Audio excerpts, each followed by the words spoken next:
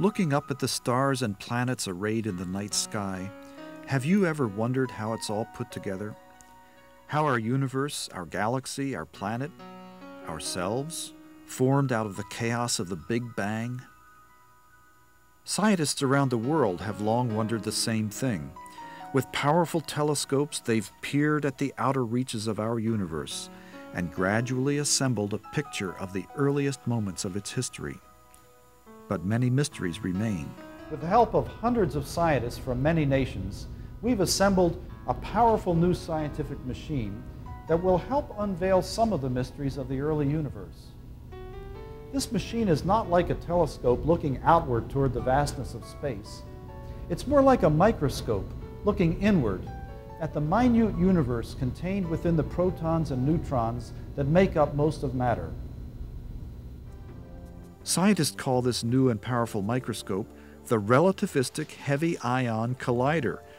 Fortunately, they've also given it a friendly nickname, RHIC. RHIC is big, 2 underground rings, each nearly 2.5 miles around. That's why it took 10 years and an international effort led by the U.S. Department of Energy to build it.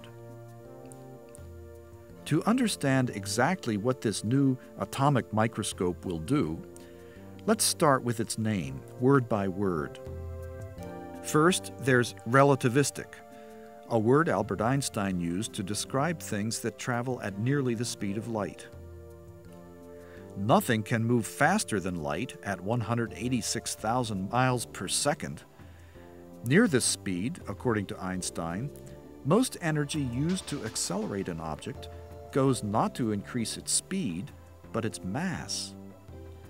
So RHIC particles move about as fast as anything can go, and they have tremendous mass energy from being accelerated within the big rings. Next, there's the phrase heavy ion. Ions are atoms whose electrons have been stripped away. That leaves only the tiny nucleus made of protons and neutrons.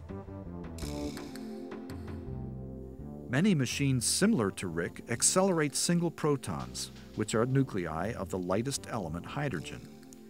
But RHIC can accelerate much heavier ions, up to the weight of gold, 197 times heavier than hydrogen.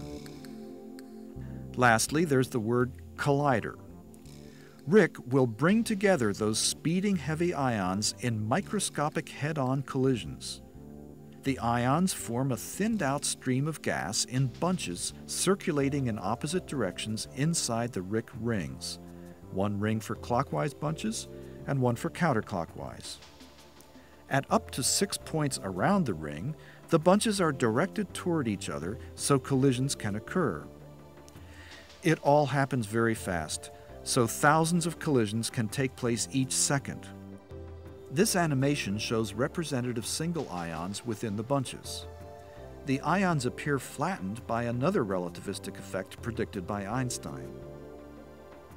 It is in these collisions that scientists will look for properties of the early universe. For a brief moment, all the protons and neutrons in the colliding gold ions, plus all the mass energy they gained from acceleration, will be concentrated into a hot, dense blob. This miniature fiery ball mimics the entire universe just after its explosive birth in the Big Bang. The gold ions start here in the tandem Van de Graaff accelerator. It's a linear device that uses static electricity to send the gold ions on their way in the direction I'm walking. They go into a beam transfer line that takes them to the booster accelerator where they're whirled up to speed and then injected into the AGS, or alternating gradient synchrotron. RHIC itself only provides the last big kick to its speeding ions. Physicists and engineers from around the world have teamed up to corral these showers of particles in 4 giant detector arrays, like huge digital cameras. Each experiment can trace the many particles produced by a RHIC collision and make sense of them all. These experiments are located around the ring at points where the bunches of ions cross, and each has a different way to look for different properties of the tiny fireballs produced by collisions, complementing one another in the quest to find new knowledge. All of them use advanced detection technology and powerful computers to reconstruct events that occurred immediately after the instant of collision. Hundreds of people worked for nearly a decade to design and build these detector arrays.